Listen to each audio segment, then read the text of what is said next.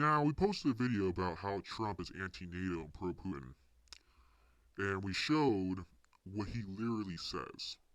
Now, there's a lot of weird little Republicans that like to message me and pretend he didn't say what he just said, but let's show what people in his government and his own party have to say about his anti-NATO bullshit and his pro-Kremlin propaganda. Well, look, Americans don't like to see their friends and allies thrown under the bus, and that's basically what was done when Trump made those remarks. He invited Russia to attack those countries that weren't living up to their commitments. So, you see it as a green light for him to do what?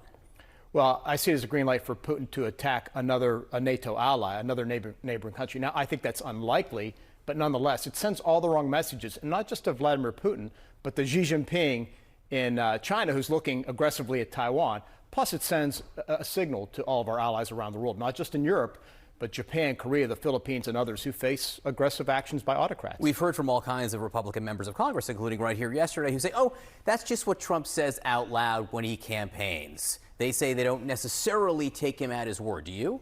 Words matter, first of all. But secondly, yeah, I do, because I've been in those rooms with him where he's expressed a disdain for Germany. He doesn't understand the importance of the alliance and how it's critical to our security as well, and wanted to pull troops out of Europe. So, look, I take him at his word, and I think it's realistic that if he gets back in office, one of the first things he'll do is cut off assistance to Ukraine, if it isn't already cut off, and then begin trying to withdraw troops and ultimately withdraw from NATO. And I look at what Donald Trump said on Saturday, and it made me sick to my stomach. He said that NATO, that if any of those countries aren't paying their fair share, that not only would he not defend them, but that he would encourage Putin to take over them. Putin kills his opponents. Putin currently has arrested Evan Gersovich, who's a reporter, just for journalism. This guy's a thug. He invaded a pro-American, freedom-loving country with Ukraine. 500,000 people have died and been wounded because of Putin. And you're going to side with that?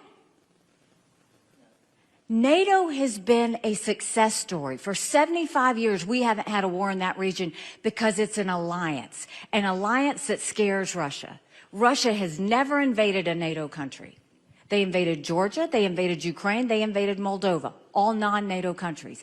They are scared of the alliance. He just put every military member at risk and every one of our allies at risk just by saying something at a rally like that. That's the danger. And then he goes and mocks my husband's military service. But when he did that, it was a pattern. It started with the fact that he has continued to call military members suckers and losers. He went to Arlington National Cemetery and said, why did they do this? What was in it for them? You can't have a commander-in-chief that doesn't understand what made this country great. It's the values, it's the sacrifice, it's the freedom. That's what we fight for every day, is freedom. I think Trump actually says what comes to mind. As a very astute person once said to me, he does not have a filter between his brain and his mouth. And so when he, for example, threatens to get out of NATO, as he did during his first term and has done since then, I think people better believe it. And I think that would be a catastrophic mistake for American national security and the security of the West as a whole. In the clip you just ran, he said several things that are simply incorrect. And it reveals an important trait about Trump on national security issues and many others. He's fundamentally ignorant. Mm-hmm. And he really doesn't care about the facts. He thinks international relations are about personal relations, which is a line and approach that I can tell you Vladimir Putin and Xi Jinping are eagerly looking forward to.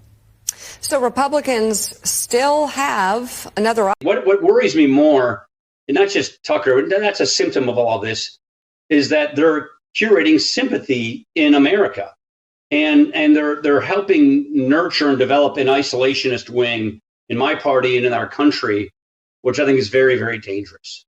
They're developing, people who want to see NATO reduced or NATO not adhered to. Obviously, former President Trump is pushing this line as well. So what I very much worry about is they're helping curate a line of thought, a school of thought that is isolationist, that is pro-Putin, pro-Russia, pro-tyranny at the end of the day. And that is extremely dangerous for all democracy, but for us as ourselves, democracy. And so what I see Tucker is just one little chapter in that story. I didn't watch that whole interview. I watched a little bit of it, but it just looked like a kind of an infomercial for Putin to be able to push his propaganda.